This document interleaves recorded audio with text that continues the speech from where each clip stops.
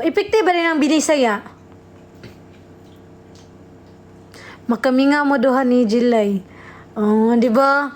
Pagka kapag medyo malakas na yung katawan ko, guys, babalik ako ulit sa Manila. Tapos magkano kami ulit, magkukulab kami.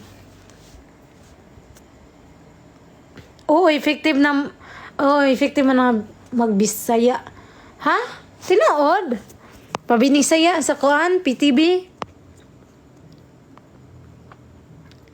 PTB Bisaya li.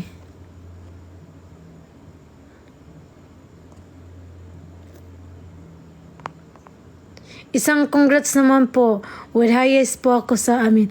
Wow! Congratulations, Little Miss. Ano sa man yung pangalan? Little Miss? Yes, wow! With highest honor. What does that mean? Oh, kuyawa, uy. With highest honor? Maka-happy. Wow. Kanaming anak, guys, achievement. Yun kayo na. Cherish na ninyo Wait, kay... we need to eat food. Kay iba ang buhay ng adulting sa buhay ng estudyante. Yung estudyante, 'di ba? Iba yung struggle nyo. Pero iba din yung struggle kapag nag-adulting na kayo. Med? Ha? Med? Have one of them? Yeah? I'll give you with water.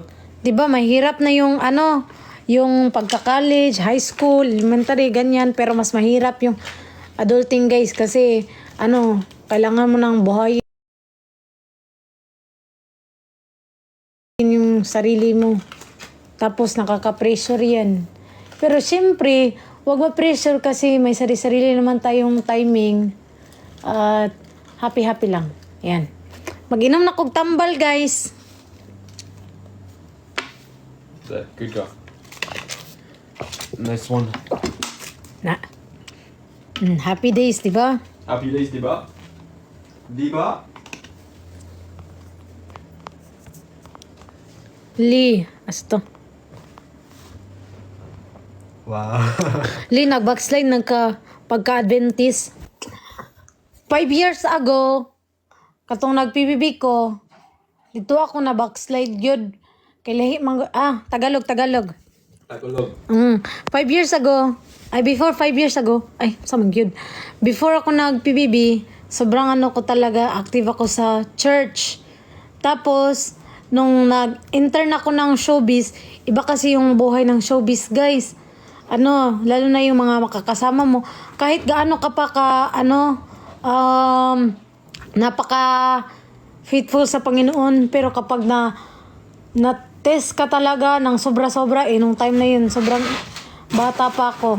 Kaya talaga ako na satanas, nadagit, hanggang sa naging na ako. Feeling ko hindi na ako mapapatawad ng Panginoon. Kaya na-backslide talaga ako. Medyo matagal din ako nakabalik sa pagiging SDA. Pero, syempre, timing talaga din yan. Mga timing. At plan din yun ng Panginoon sa akin para malaman ko kung ano yung buhay ng worldly. Pero hindi siya worth it, guys. Hindi worth it kapag walang Panginoon sa buhay mo. Kasi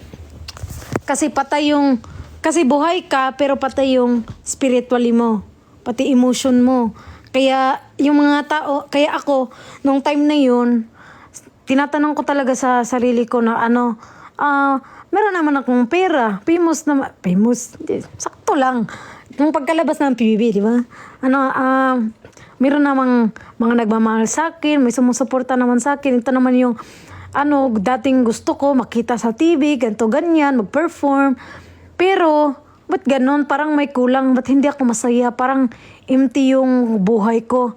Ganyan yung naramdaman ko, guys, nung nag-showbiz ako. Lagi kong question yung sarili ko. Tapos, parang hindi ko na din kilala yung sarili ko. Kasi parang nagbago talaga ako. Kasi dahil sa mga sinasabi ng tao, iba kasi yung guys, iba talaga. Basta, sobrang hirap i-explain. Pero kapag na-experience niya, yun, maintindihan nyo din. Pero yun yung naranasan ko nung time na yun. Tapos, syempre, ako lang mag-isa. Kaya yung, sariling kong problema, ako lang din yung nagsosolusyon. Kung ano yung nasa utok ko, yun lang din yung sinusunod ko. Tapos hanggang sa nagalit ako sa mundo. Yun naman, basta ganun, parang na-depress ako kasi hindi ko na alam kung ano ang nagtatanong ako sa sarili ko, guys, nung time na yun, kung ano ba talaga ang meaning ng life. Yan, hanggang dumating na ako sa point na ganyan. Bakit parang, napaka-empty, parang, basta, iba.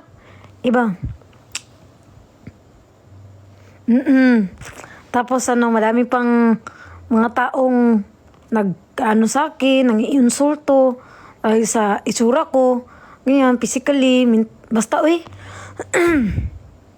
Pero thankful din ako dun sa mga na-experience kong di maganda. Kasi naging ako ngayon. Mas naging strong ako.